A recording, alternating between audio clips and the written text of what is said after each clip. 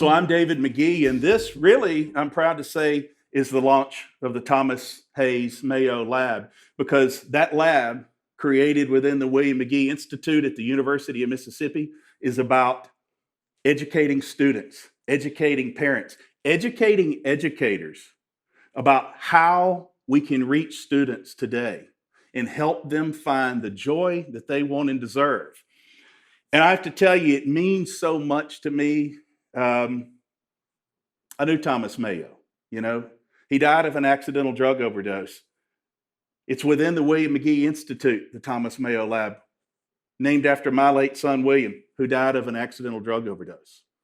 But I believe, as much as we miss them, that souls that leave this earth, if we let them, that they will connect with us and they will be with us and they will guide us.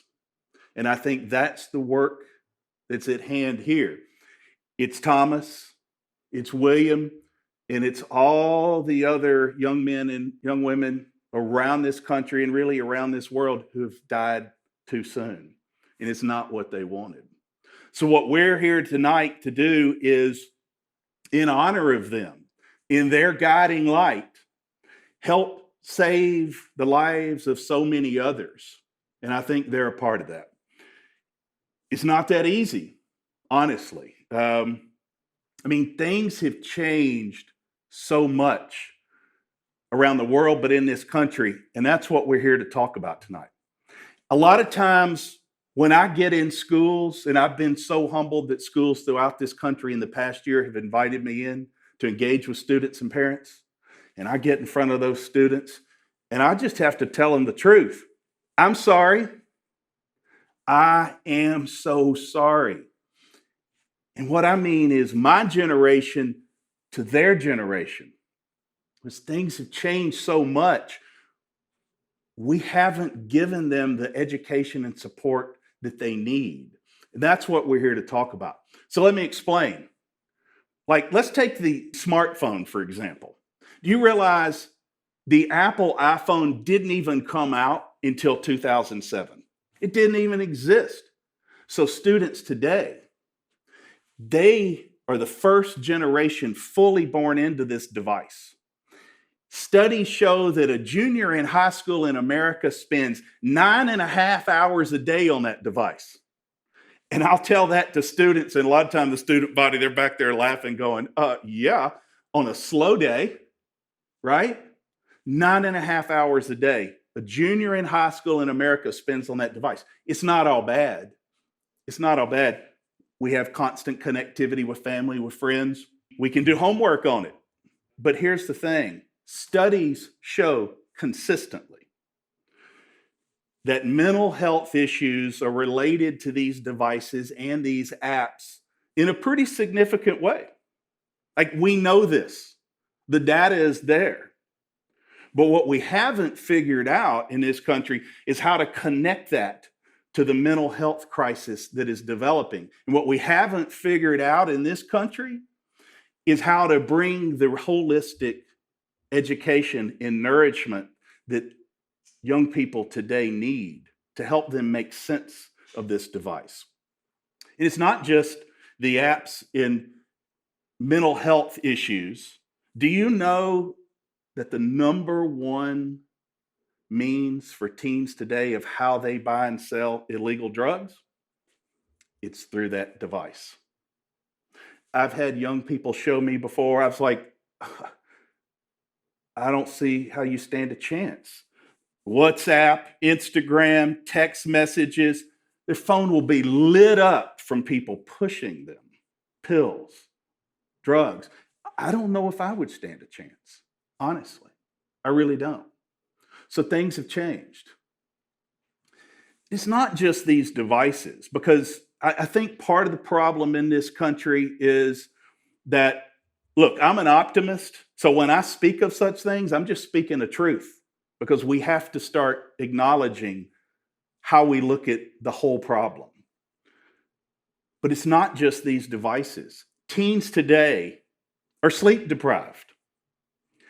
Studies show that teenagers today go to bed 2 hours later than I did when I was a teen. 2 hours later. School still starts at the same time. They have more demands. We expect so much perfection.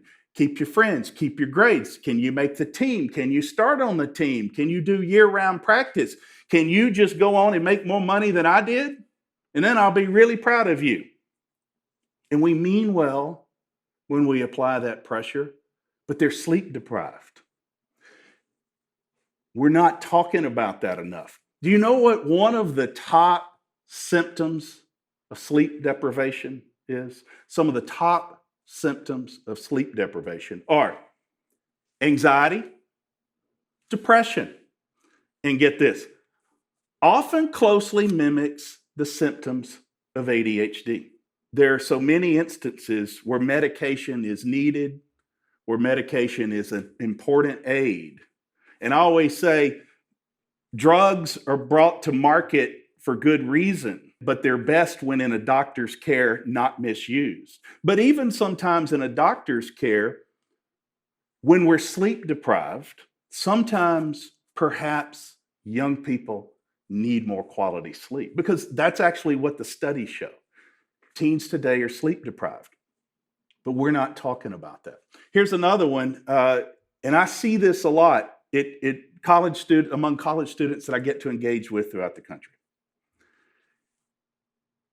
A study shows that 87% of college students, 87% feel very lonely at some point during their college career. 87%. I share this with parents all the time, and I share this with young people because it's very important to understand expectations. Because a lot of times parents will say to their young people who are off at college, come on, I mean, you have everything. You have so many friends. You're at that great university. You have everything going for you. Come on. And I think that it's meant well, and I've done it. I've done it. But the truth is, there's a conversation we probably have to have with our students. How are you doing? Not what are you doing? How are you doing? What do you need? How can I help? Because it is very normal that young people today can be surrounded by friends and have so much, but also feel completely lonely. And I think that's why a recent study from the CDC, which I'm sure you saw, and it's taken me quite aback, though honestly, I was not that surprised.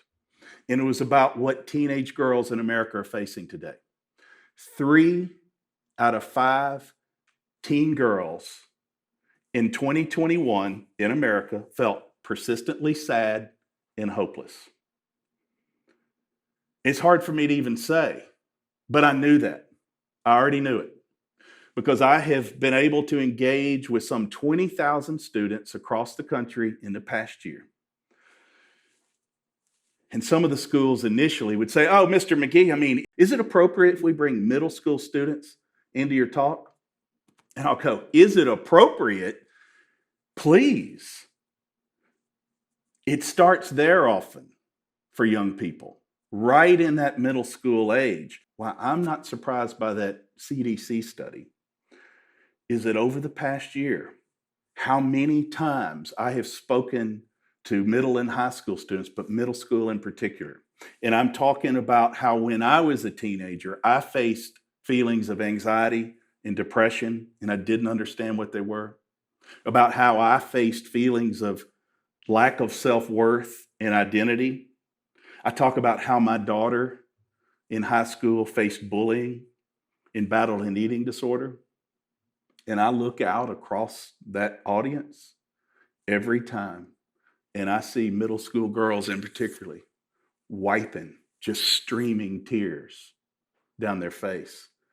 It's all I can do to keep going, except I know that they need and want that message. And often these young women are the ones that will line up to talk to me.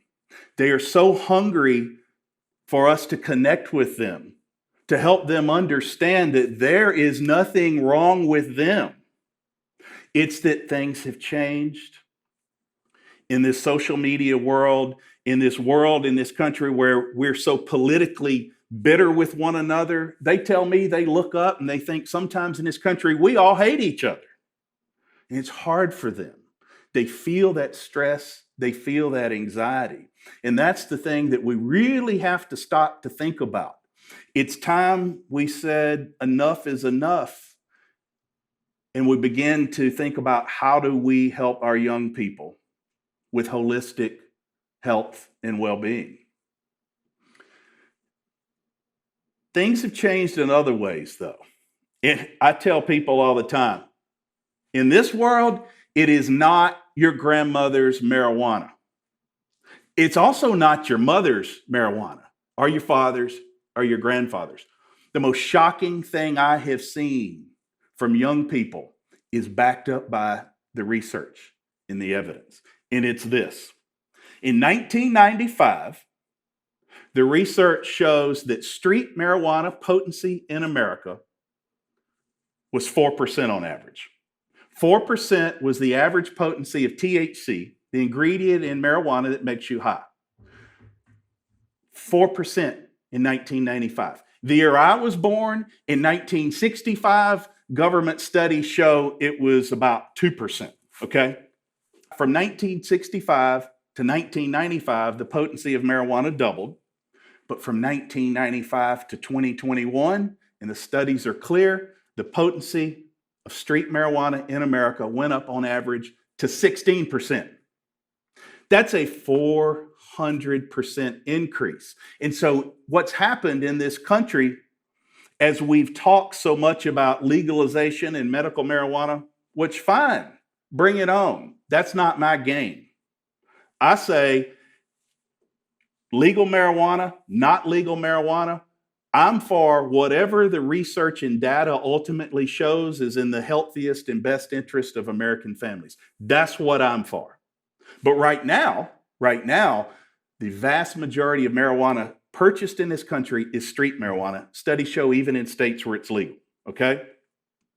So the messaging is it's all fine, but the reality is it's 400% stronger minimum, and it's become highly addictive, particularly among young men.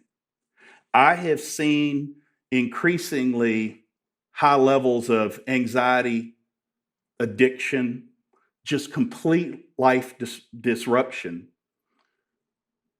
from habitual marijuana use. They will come to me and they'll go, "What? I thought something was wrong with me. Thank you for telling me that it's changed. I thought something was wrong with me and I thought it wasn't addictive. I've tried to quit so many times, but I'm using it morning, noon, and night, and I can't stop." That's the discussion we have to have in this country because the studies are so clear. The impact on the young developing mind of marijuana is so significant. It's undeniable. And it doesn't, for many, even reduce anxiety like it's billed. For many, for probably 50% of the users, it may greatly increase their anxiety.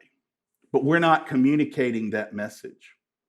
We're not communicating that message. But it's not just that where things have changed. So back in the day, with marijuana, for example, 30 years ago, you might have marijuana-only dealers because they wouldn't touch the hard stuff. But this is where things have changed so significantly because we know in this country about the opioid addiction, how America became addicted to opiates. But what gets lost in the story is that at the same time, in this country, we began to have a proliferation of other prescribed drugs that flooded into the marketplace. Xanax, Adderall, Percocet, the list goes on, just flooded the marketplace in prescriptions.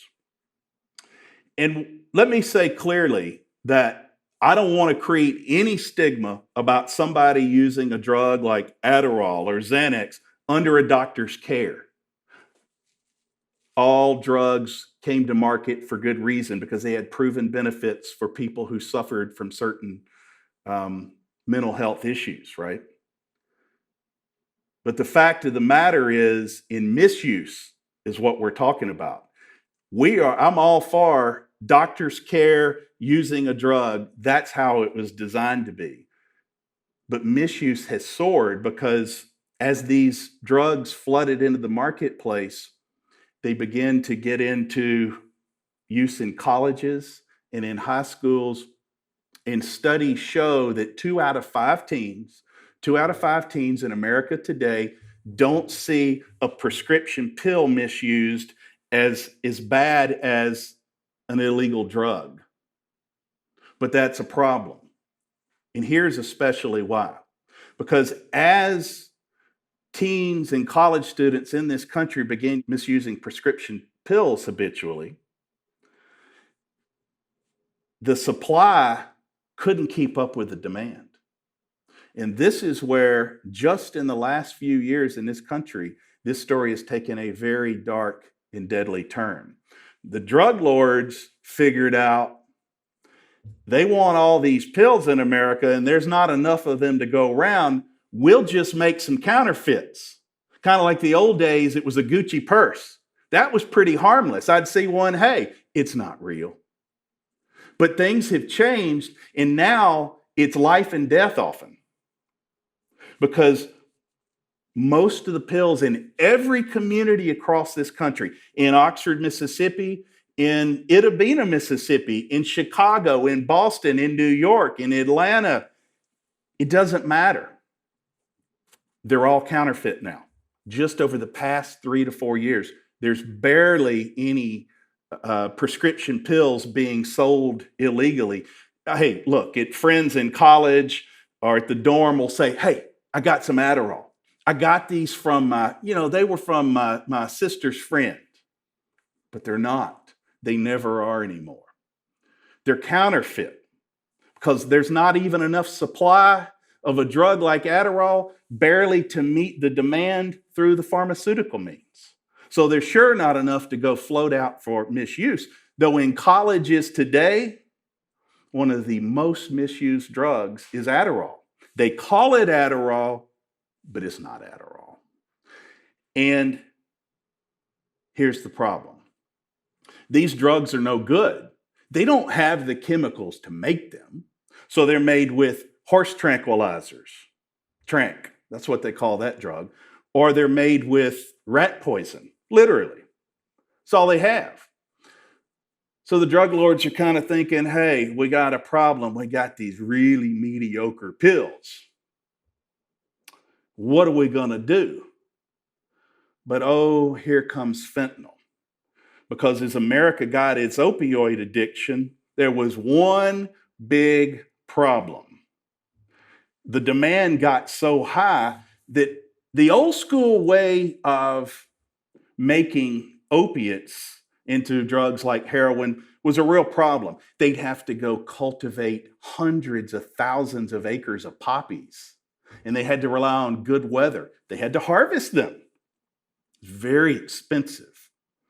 Then the chemicals, precursors, they're called, to make synthetic fentanyl became widely available throughout the world. Not just one country, there's multiple countries drug lords can get these precursors.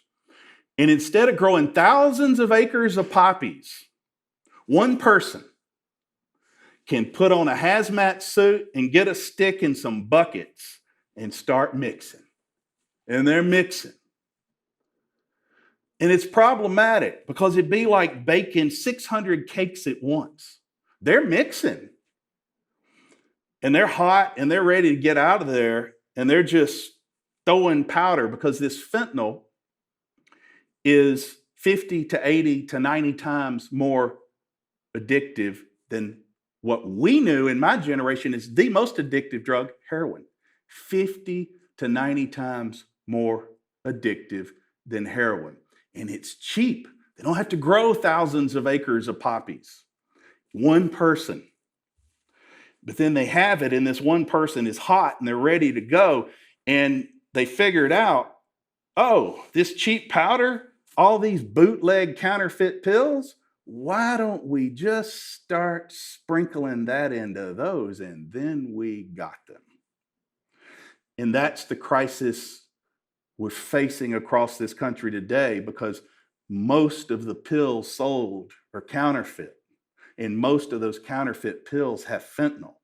And that one person mixing and stirring and just ready to get out of there, they don't want to kill us, but they just, in their haste, can't help but create some clumps. Imagine if you were baking 600 cakes. You're going to get clumps of flour, you're going to get clumps of sugar, and that's what happens in some of these counterfeit pills. So people will tell me, they're like, you got to get out in these communities and you got to scare those kids, tell them this fentanyl will kill them. And I'm like, really? If it was that simple, we'd all done it already. The problem is in every community across America right now, people that are buying these pills can look around and find 1,000 other people who are using the same pills and they're not dead because maybe they didn't get a clump. Maybe they're just getting a tolerance for fentanyl and they have a fentanyl addiction. So whether they're dead, though, what's happened is they've lost their joy. They have lost their joy. And what I always say, look, my son William, I can't get him back. I miss him so much every day. Thomas Mayo, I remember the last time I saw him, I had my hand on his knee. I will never forget the feel of that knee. Never. But I can't get him back, right? But I can tell you what we can do. We can help so many of what I call the walking dead. Number one, if we start spreading this message, we can save lives. Education works. It's always worked. That's what this is about. We can help save lives, but we can also help save what I call the walking dead. Those who haven't succumbed by life to substances, but they have lost their joy. And that's what this is about. So, I tell you all that story, and I know it's overwhelming. I'm such an optimistic person, you have no idea. And I got a lot of optimism to talk about before we finish this. But we got to have an honest conversation. Because why do we think our teens are in crisis? All these reasons. And so it's important now to give you a family face to put on everything I've just said. Because my family was at the cutting edge. I'm going to say the bleeding edge of exactly when things started to change. I remember when we were down at the beach 13 years ago. The camera snapped. Somebody said, "Hey, we'll take your picture." It was my family of 5, my 3 children, my wife. We were headed to dinner. Click. We thought, oh, this is so fun.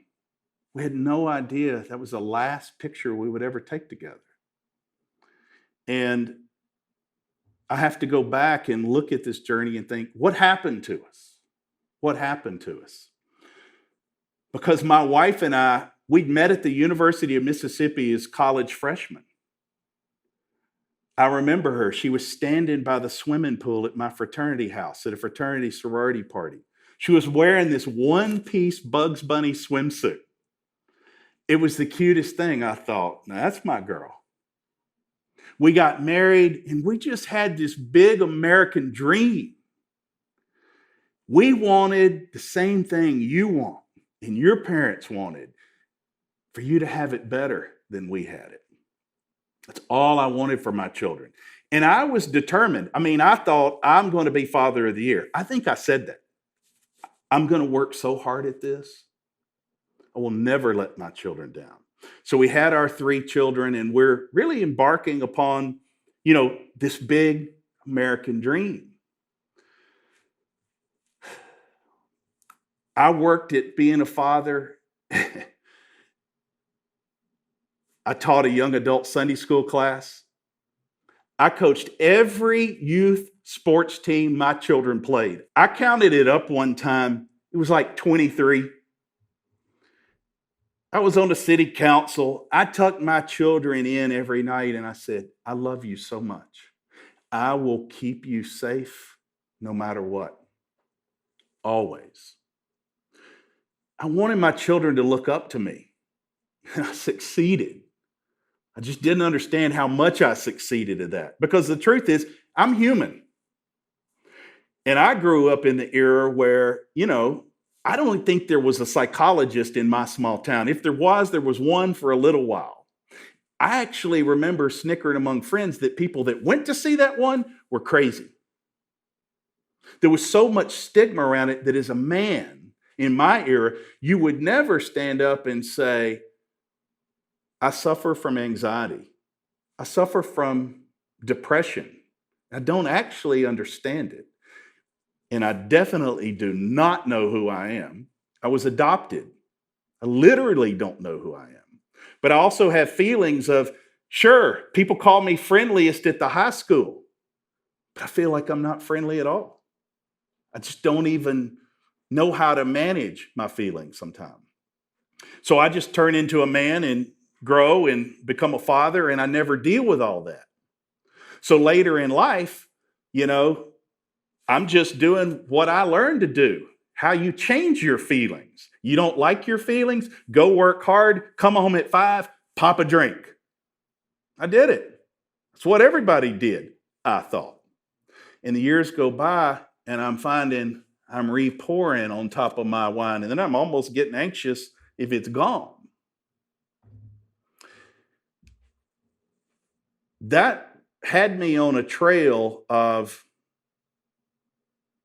losing the sense of who I was. Wake up a little foggier in the morning, put off some work things or other things I just didn't want to do.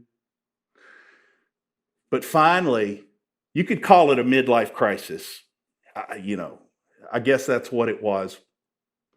Because I was adopted, some things had come up in my household that were pretty dark, and it was really in front of me at middle age. And my wife wisely said, hey, you should go see somebody. So I thought, yeah, maybe that's right. And I did.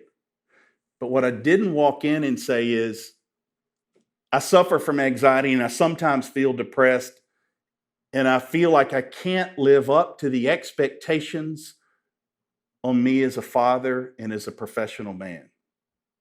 What I said was, hey, doctor, who's a friend of mine, hey, if I could just finish this book I got under deadline, everything would be okay. We've all said it. If I could just get to the end of the semester, if I could just get in the new house, if I could just finish this book, it's the first time I've missed a book deadline. If I could just finish it, I know everything would be okay. I walk out of there with an Adderall prescription. And I got to tell you, I popped that first pill and I was on fire. I finished that book. I could not look away from that computer screen. I kid you not, I stared at the grass in my yard so much I'd see a blade move, and I was mowing. I mowed my grass like 6 times in a month. Could not look away from it. And I went back to that doctor and I said, I tell you what, this is so good.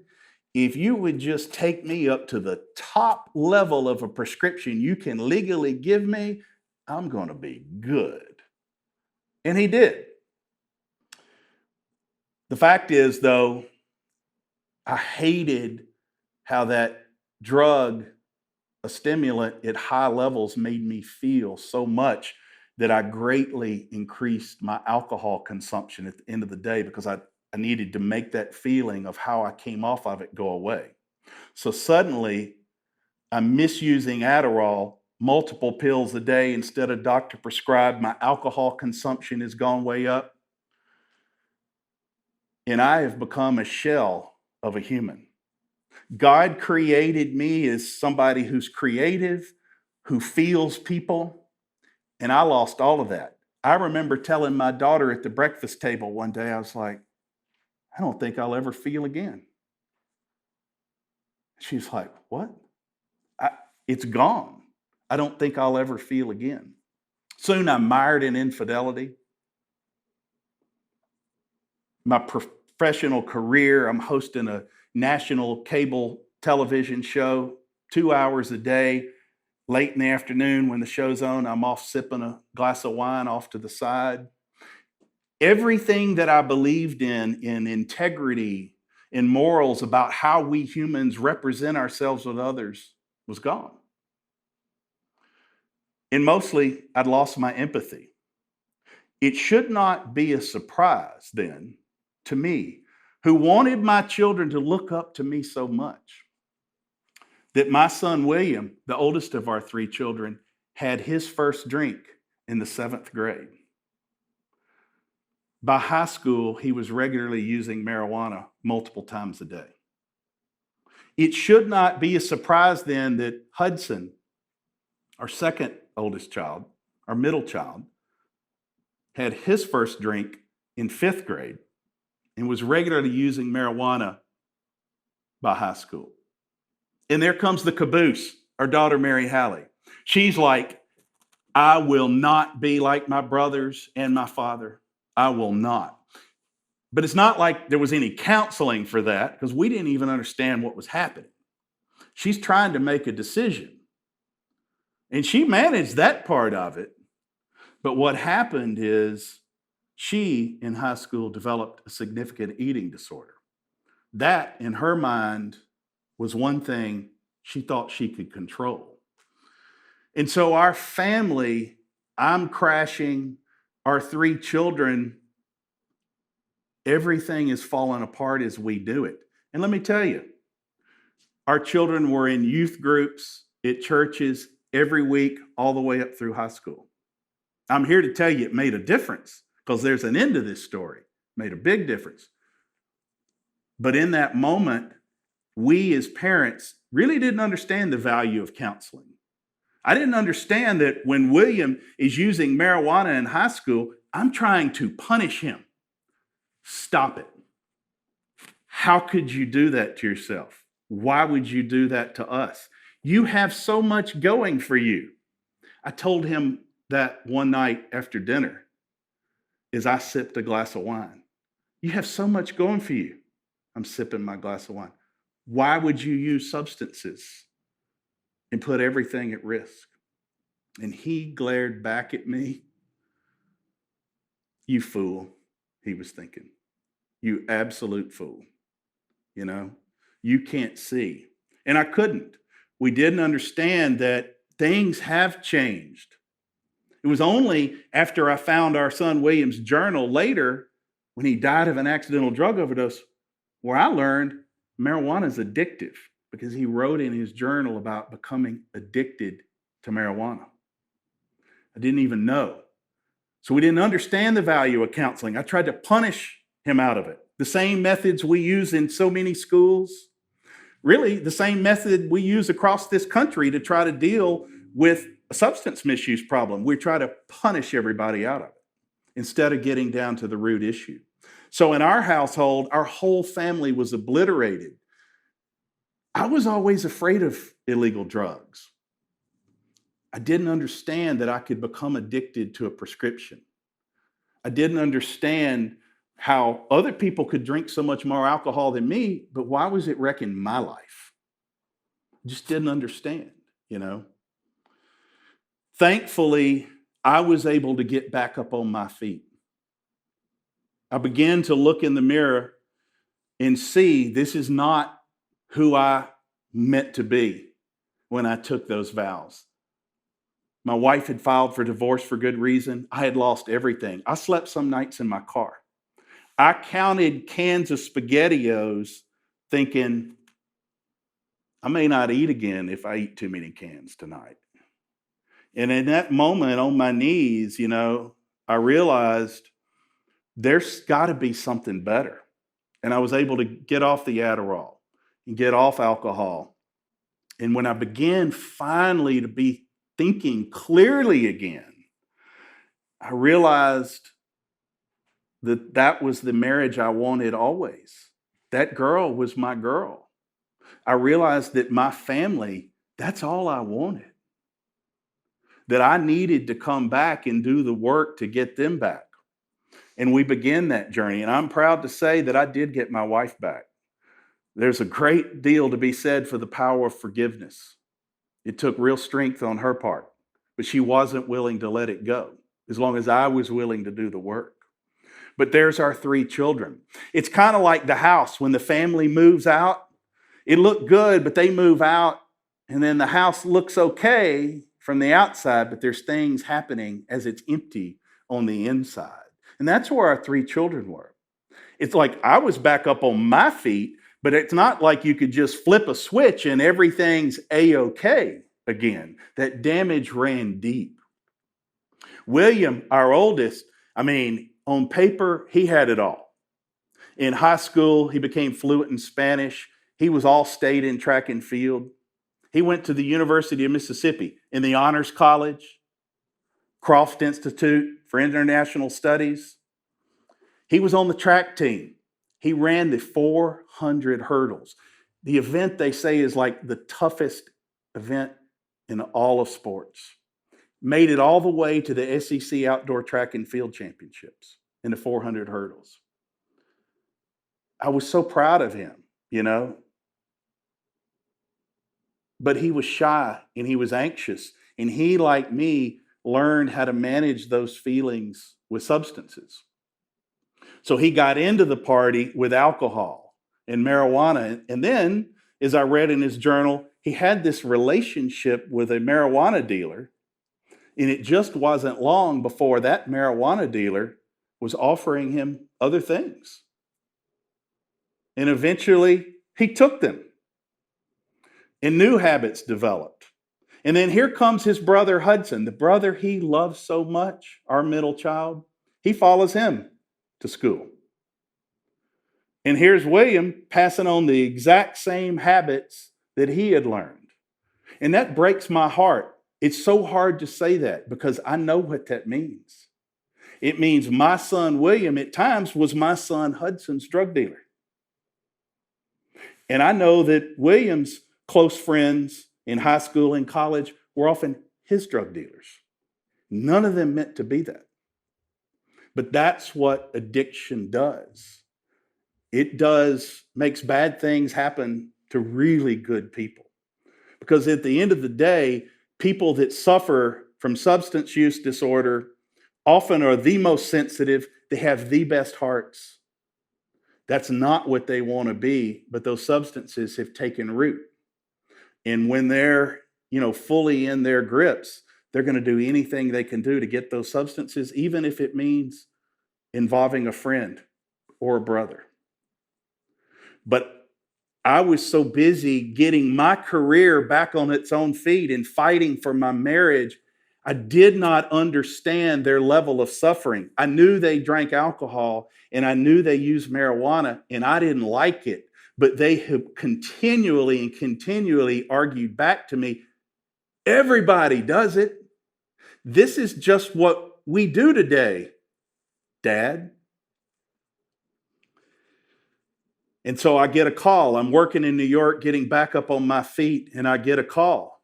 Our son Hudson, our middle child, has been found essentially dead near the swimming pool at a fraternity house. He was in the same fraternity as I, steps away from where I had met his mother 20 years before. Steps away. He was blue and not breathing. And I get a call in New York, and the emergency room doctor says, you got to get down here. I don't think your son's going to make it. I beat on his heart when they brought him to the emergency room to get his heart beating again.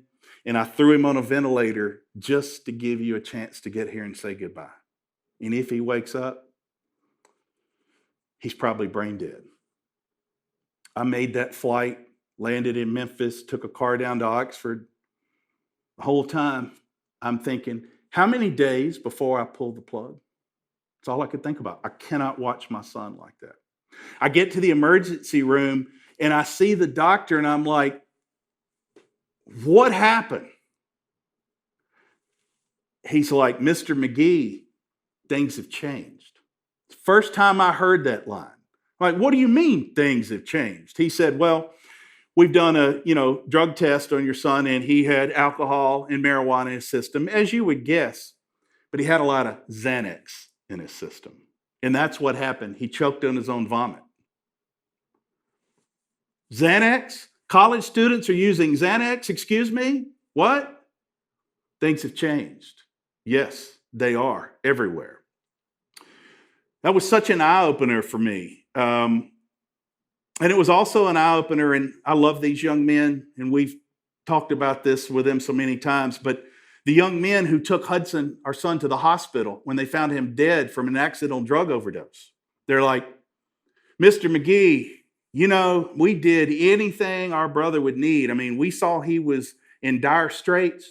We threw him in the back of a truck, and we pushed that pedal down to the floorboard, and we raced to that hospital because we knew our brother needed us. A little while later, they called me off to the side, and they're like, hey, Mr. Magee, just need to tell you, if Hudson wakes up from this, he's going to need some help. He's been on something for a while. I love those young men today, and I love them in that moment because they didn't know.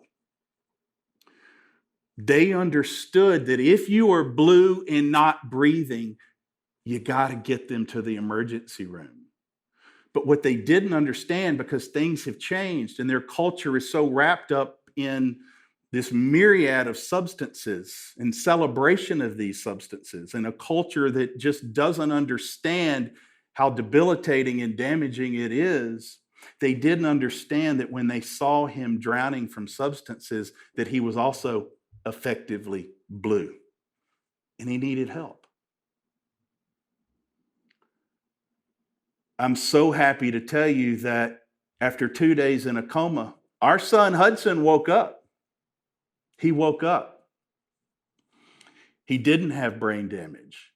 And when he woke up, he began to talk to us at the age of 20 years old about what William, his older brother, faced, and about what he faced, and about what, frankly, a lot of his friends faced. And what he told us is he just didn't want that life anymore. And I don't know how I'm going to get out of it, he said, but I just don't want it anymore. We got him into an intensive outpatient treatment at the age of 20, and it took hold. He changed his habits. He still loved all of his friends, but some of them he wouldn't see at night. He'd meet them for lunch or breakfast. He still loved them, but he couldn't do the same things with them. He changed his life, and he brought people into his life that cared about his well-being. He surrounded himself with people who wanted the best for him. He redoubled down in faith. He picked up new habits like fly fishing. You ought to see him work a fly. I mean, he could be a guide all over the world. He found his joy that was so far greater than he ever got with any substances. And I'm proud to say that today he's more than 10 years sober. He's actually one of my, I would say, biggest role models in my life. I love him as my son, but I love him as my friend. William, 2 months later, graduates from college. And what he finally began to talk to us about is, I've waited too long. I've been hiding this, and I've waited too long. Because Hudson got into treatment earlier. He was able to see things that William couldn't. Because William, by the time he was graduating and he had lost so many more years, he felt a lot of guilt and shame that he felt like he'd thrown away time that he could never get back. That he was, sure, making A's in the honors college. Sure, he'd run in the SEC track and field championships. But he felt like as his friends were going on to med school or law school, he was checking into rehab. And so much of the learning process for us is to realize that every moment is a new beginning. Every moment is a new beginning, and you've thrown nothing away. But William really battled that feeling. Now, he did find sobriety, and he had a lot of really good months. We got him in residential treatment and it was working. But what I tell parents, do not think, especially if your child or spouse or family member has gotten really involved in substance and it's gone on for years, and let's say opiates are involved, like with what happened with my son William, you can beat it. But don't think and make some decision, I'm just going to send you to treatment for 30 days and then bam, everything's going to be okay. Back to normal. Recovery is not a straight line up. We're human. Recovery is also fits and starts, and it can be a very beautiful journey. Do not give up on your loved one. Be there for them and with them and continue to provide that support. Because people that have entered treatment all want sobriety, but sometimes it takes them a little while to really understand what that requires. For William, he was on that trip, and while he had such an amazing week, in early May, a decade ago, he got off work on a Friday and he was alone. And a friend from college who was then living where he was in Nashville said, "Hey, there's a concert tonight. You want to go?" And you could read the messages on William's phone. He didn't want to sit there alone on a Friday night, so he agrees to go. And in his mind, he thinks he'll just have a drink. Maybe I can do that. But he does. And soon his inhibitions are down, and you can see where he's making a marijuana buy. And soon he's going back to that person for cocaine.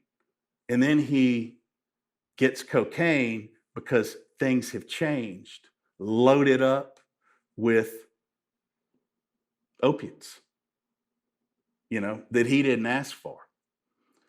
That was the beginning stage of how drug dealers were recognizing they could just set the rules to the game. They got this powerful fentanyl. They can do whatever they want with it. And all of us are just families at their mercy.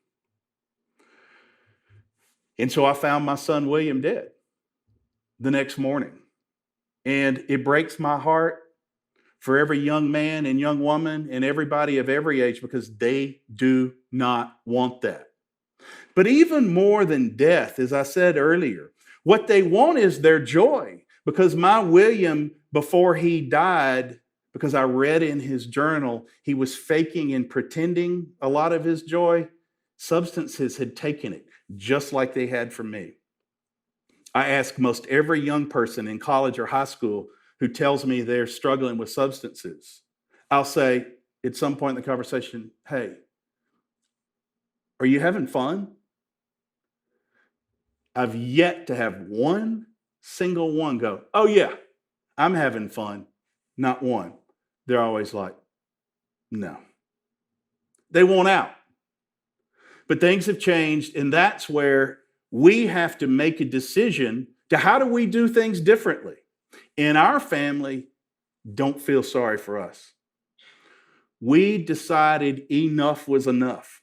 We could not get our William back, but we could dig in for ourselves, for others. Hudson found his sobriety through an IOP and changing his habits.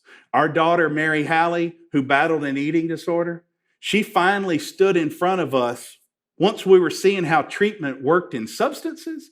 And she's like, Dad, I need you to see me and I need you to hear me. What I'm struggling with is every bit the same as what the boy struggled with. I need help." And I'd like to think I was really seeing and hearing my daughter and all of her life as much love as I gave her, but I promise you, that was the first minute I really ever truly saw her, where I stopped telling her how she should feel like I told my boys, what she should do, how she should feel, who she should be. What, instead of how do you feel? I heard her and we got her into treatment and it changed everything. Now, it wasn't easy. It's much like going into residential treatment. It's not always 30 days. Sometimes on average, it's 6 or 7 30 days. That's what the stats show. 6 or 7 30-day visits before sobriety hits. Same thing for her in counseling and getting help for an eating disorder. This went on for several years. But I'm so happy to say that she, like her brother Hudson, has found joy in recovery and now is a mother of 3 children, where when she entered that counseling for an eating disorder, they told her she may never be able to have children. So what we found is that if we decide enough is enough, and if we want to dig in, and if we want to begin having honest conversations, and if we recognize that breaking the stigma and reaching out for help when it's needed, it will change the game. And so that's the journey our family has been on. And we have refound our joy, and we'll miss our William always. But we dug in and decided enough was enough. And that's why so many people that have joined this movement in the Thomas Hayes Mayo Lab, all part of the William Magee Institute, it's about learning to reach students where they are. We are determined to see the students and hear them and engage with them on their terms, not ours.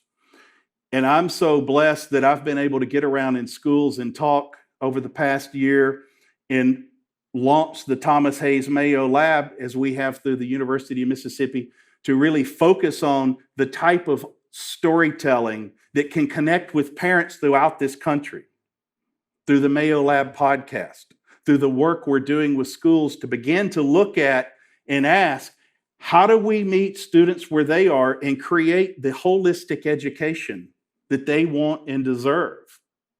For our family, that journey began when we got the William Magee Center for Alcohol and Other Drug and Wellness Education opened at the University of Mississippi in 2019. That center works on campus with Ole Miss students, helping them find their joy. But what we began to learn as we got to connect with so many college students, they helped us understand that we got to get more upstream. Many college students are just like my William, just like my Hudson, just like me. I had my first drink of alcohol at the age of 14. It did not start in college. And so now we've been able to create and launch the William Magee Institute for Student Wellbeing. And that institute, of which the Thomas Hayes Mayo Lab is an integral part of, the lab is our foundation to work with schools, to storytell, to help students find the joy they want and deserve. Because here's the thing, we know what is required for human happiness. Google it, look it up. I've read every study done on human happiness you can find in 15 pages of Google searches, and I'm telling you, we know how you get happiness and joy. We do. Substances steal your joy. When we have less human connection, we have a greater chance of losing our joy. When people talk at us, not with us, we have a better chance of losing our joy.